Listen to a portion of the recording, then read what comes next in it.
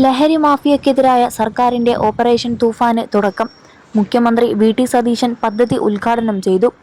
കേരളം നേരിടുന്ന ഏറ്റവും വലിയ വെല്ലുവിളിയാണ് മയക്കുമരുന്ന് വ്യാപനമെന്ന് മുഖ്യമന്ത്രി പറഞ്ഞു.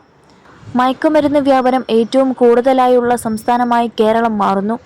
നാടിന്റെ യുവത്വത്തെ ഇല്ലാതാക്കാൻ ഏറ്റവും കൂടുതൽ ഉപയോഗിക്കുന്നത് മയക്കുമരുന്നാണെന്നും അദ്ദേഹം കൂട്ടിച്ചേർത്തു. ജനസംഖ്യയിൽ 65% ചെറുപ്പക്കാരാണ്. ചെറുപ്പക്കാരെ ഇല്ലാതാക്കാനുള്ള കാരണങ്ങളിൽ ഒന്ന് മയക്കുമരുന്നാണ്. തൂഫാൻ പദ്ധതിയുടെ അംബാസഡർമാരായി ഓരോരുത്തരും മാറണമെന്നും മുഖ്യമന്ത്രി പറഞ്ഞു. മയക്കുമരുന്ന് ഉപയോഗിക്കുന്നവരെ നിയമത്തിന് മുന്നിൽ കൊണ്ടുവരുമെന്ന് ആഭ്യന്തരമന്ത്രി രമേശ് ചെന്നിത്തല പറഞ്ഞു. കാരവാനിൽ കയറി പരിശോധിക്കില്ലെന്ന് ആരും കരുതണ്ട. അന്തർസംസ്ഥാന ലഹരി സംഘങ്ങളെ തകർക്കാനുള്ള കാര്യങ്ങൾ പദ്ധതിയിലുണ്ട്. ഇന്റലിജൻസ് ഐ.ജി. പുട്ട വിമലാദിത്യയാണ് തൂഫാൻ നോഡൽ ഓഫീസർ. എല്ലാ വകുപ്പുകളും കൂട്ടായി പ്രവർത്തിക്കണം. പദ്ധതി വിജയിക്കാൻ ജനങ്ങളുടെ സഹായം ആവശ്യമാണ്. ഇതിനായി പോലീസിന്റെ ആപ്പുകൾ തുടങ്ങിയിട്ടുണ്ട്. പരാതികളും അറിയിപ്പുകളും നൽകുന്നവരുടെ വിവരങ്ങൾ പുറത്തുവരില്ലെന്നും അദ്ദേഹം വ്യക്തമാക്കി. ഓപ്പറേഷൻ തൂഫാന് എക്സൈസ് വകുപ്പിന്റെ പൂർണ്ണ പിന്തുണ നൽകുമെന്ന് മന്ത്രി എം. ലിജു പറഞ്ഞു. എക്സൈസിന്റെ നിലവിലുള്ള ദൗർബല്യം പരിഹരിക്കും.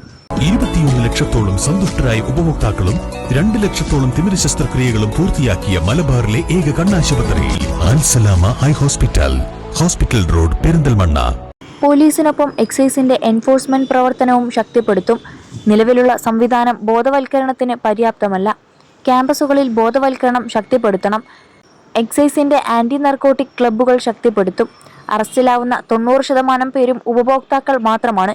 ഉപഭോക്താക്കൾ എന്ന ഇരകൾക്ക് വേണ്ടത് റീഹാബിലിറ്റേഷനാണെന്നും അദ്ദേഹം ചൂണ്ടിക്കാട്ടി. അതോടൊപ്പം ഇന്ധനവില വർധനവിലൂടെ കേരളത്തിന് കിട്ടുന്ന അധിക നികുതി വരുമാനം കുറയ്ക്കുന്ന മണ്ടത്തരം കാണിക്കില്ലെന്ന് മുഖ്യമന്ത്രി വി.ടി. സതീശൻ പറഞ്ഞു. മുൻ ധനമന്ത്രി തോമസ് ഐസക് പറഞ്ഞത് സഭ രേഖകളിലുണ്ട്. ആ മണ്ടത്തരം കാണിക്കണമെന്നാണോ പ്രതിപക്ഷം ആവശ്യപ്പെടുന്നതെന്നും അദ്ദേഹം ചോദിച്ചു. വിലക്കയറ്റത്തിന്റെ പശ്ചാത്തലത്തിൽ കെ.എൻ. ബാലഗോപാൽ കൊണ്ടുവന്ന അടിയന്തര പ്രമേയ നോട്ടീസിന് മറുപടി നൽകുകയായിരുന്നു അദ്ദേഹം. 3000 കോടിയോളം രൂപ സിവിൽ സപ്ലൈസിന് കൊടുക്കാനുള്ളത് അത് കൊടുക്കേണ്ടേ എന്നും അദ്ദേഹം ചോദിച്ചു. ഉമ്മൻചാണ്ടി സർക്കാർ പെട്രോളിയം ഉൽപ്പന്നങ്ങളുടെ അധിക നികുതി വേണ്ടെന്ന് വെച്ച് കഴിഞ്ഞ സർക്കാർ 1 രൂപ കുറച്ചില്ല. വിലക്കയറ്റം കുതിക്കുമ്പോഴായിരുന്നു ഇടത് സർക്കാർ 2 രൂപ സെസ് ഏർപ്പെടുത്തിയത്. ക്ഷേമ പെൻഷൻ ഫണ്ടിന്റെ പേരിലായിരുന്നു നടപടി. വില വർധനവ് തടയാൻ ഈ സർക്കാർ നടപടിയെടുക്കുമെന്ന് മുഖ്യമന്ത്രി പറഞ്ഞു. വിസ്മയിക്കുന്ന ധവളപത്രം വരും, കണക്ക് അപ്പോൾ പറയാം. അടിയന്തര പ്രമേയം സഭ നിർത്തി ചർച്ച ചെയ്യേണ്ടെന്നും മുഖ്യമന്ത്രി പറഞ്ഞു.